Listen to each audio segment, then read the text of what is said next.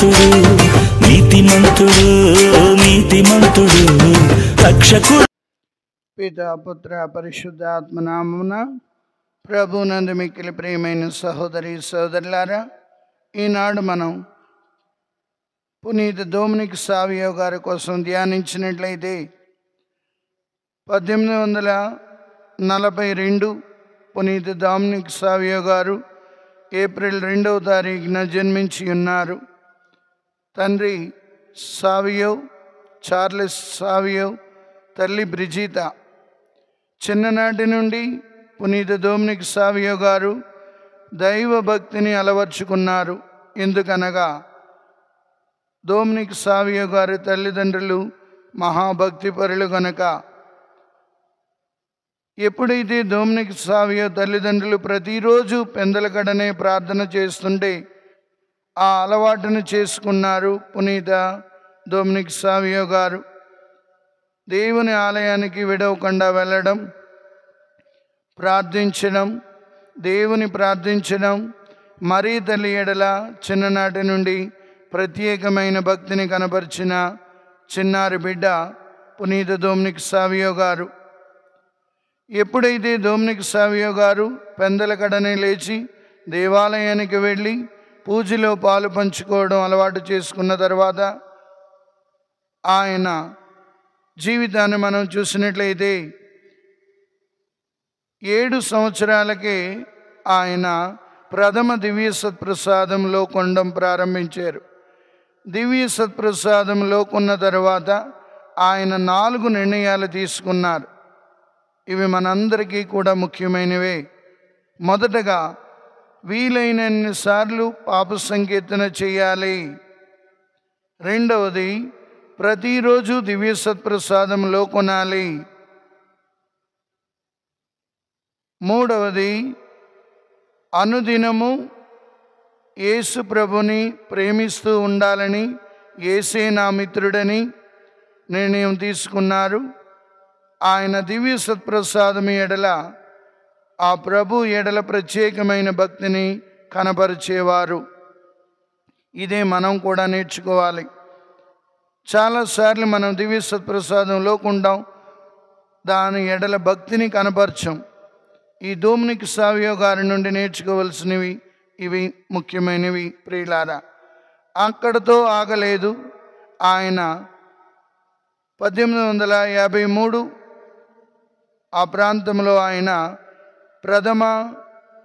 ముఖ్యంగా ఆయన భద్రమైన అభ్యంగనం స్వీకరించినప్పుడు ఒక నిర్ణయం తీసుకున్నాడు. నేను అనేక ఆత్మలను ప్రభు మార్గంలో నడిపిస్తాను, యేసు ప్రభుకి సైనికుడిలా పనిచేస్తాను అని చిన్న కుర్రాడగా ఉన్న డొమినిక్ సావియో గారు తీసుకున్న నిర్ణయం హర్షణీయమైనది. ఈనాడు మన పిల్లలకి ఇటువంటి కోరికలు ఉన్నాయా? నేను యేసు సైనికుడిగా పనిచేస్తాను, అనేక ఆత్మలను ప్రభు వైపు నడిపిస్తానని తనలో తాను అనుకునేవారు. తన స్నేహితులు, తోటి విద్యార్థులతో డొమినిక్ సావియో గారు చెప్పేవారు. ఇదే సమయంలో ఫాదర్ డాన్ బోస్కో గారు ఆ పట్టణం వెళ్ళినప్పుడు ఎప్పుడైతే డొమినిక్ సావియో గారి కోసం ఫాదర్ జాన్ గారు చెప్పడం జరిగింది, విద్యా బుద్ధుల నిమిత్తమై ఆయన్ని టూరిన్ పట్టణం తీసుకువెళ్ళడం జరిగింది. అక్కడ ఆయన ఎప్పుడైతే 1854లో డిసెంబర్ 8ని ముఖ్యంగా జన్మ పాపరహితోద్భవి మరియాని ఆనాటి పోపు గారు ప్రకటించినప్పుడు పరిశుద్ధతలో ఎదగాలని పట్టుదల కలిగిన యువకుడు ఎవరు అంటే పునీత డొమినిక్ సావియో గారు. ఆయన పరిశుద్ధతలో ఉండాలని, ఎవరిని చూసి నవ్వకుండా సీరియస్గా ఉండేవాళ్ళు. అప్పుడు పునీత డాన్ బోస్కో గారు అడిగారు, పరిశుద్ధతలో ఉండడం అంటే సీరియస్గా ఉండడమే కాదు, ముఖ్యంగా మనం అందరినీ నవ్వుతూ పలకరించాలి, నవ్వుతూ మనం పరిశుద్ధతలో ఎదగాలి, దేవుని యొక్క అనుగ్రహాలు పొందుకోవాలని పునీత డాన్ బోస్కో గారు చెప్పినప్పుడు ఆనాటి నుండి ఆయన చక్కని చిరునవ్వు నవ్వుతూ తోటి విద్యార్థులని కలుపుకుంటూ దైవ భక్తిలో ఎదిగేవాళ్ళు. ఎప్పుడైతే మరియ తల్లి అమలోద్భవి మాత ఆ సత్యాన్ని పోపు గారు ప్రకటించారో ఆయన డొమినిక్ సావియో గారు అమలోద్భవి సంఘం అనేది తోటి విద్యార్థులతో కూడబెట్టుకునేవారు. ఇక డొమినిక్ సావియో గారిలో ఉన్న ముఖ్యమైన ప్రత్యేకమైన లక్షణం ఏంటంటే దూరంలో ఏమి జరుగుతున్నాయో ఆయనకు ముందుగానే తెలిసి ఆ టూరిన్ పట్టణంలో చాలా దూరంలో ఒక ఆయన అనారోగ్యంతో బాధపడుతూ మరణావస్థలో ఉన్నప్పుడు ఆ విషయాన్ని పునీత డాన్ బోస్కో గారికి చెప్పి డాన్ బోస్కో గారిని వారి ఇంటికి తీసుకెళ్ళి ఆ కుర్రాడిని ఆయన్ని మంచి పాప సంకీర్తన చేసి సత్ప్రసాదంలో కొనమని అనే ఆలోచన వాళ్ళకి ఇచ్చారు. ఈ రీతిగా పునీత డొమినిక్ సావియో గారు అనేక పరిశుద్ధతలో ఎదగాలని నిరంతరం కృషి చేస్తూ తోటి విద్యార్థులను కూడా యేసు ప్రభు సైనికులుగా మార్చాలని ఆయన కృషి, ఎవరిని చెడు పుస్తకాలు చదవనివ్వకుండా, తోటి విద్యార్థులను ఎవరిని చెడు మాటలు ఆడనివ్వకుండా పరిశుద్ధతలో ఎదగాలని పిల్లలకి ఆయన యువకుడుగా చిన్నవాడిగా ఉంటూనే ఇతరులకి ఆయన బోధించేవాడు. ఈ రీతిగా అందరినీ ఆకర్షించేవాడు. చివరిసారిగా 1855లో ఆయన చక్కని ప్రసంగాలు ఆలకిస్తూ ఇంకా ఇంకా పరిశుద్ధతలో ఎదగాలని తీవ్రమైన కోరిక ఉండేది.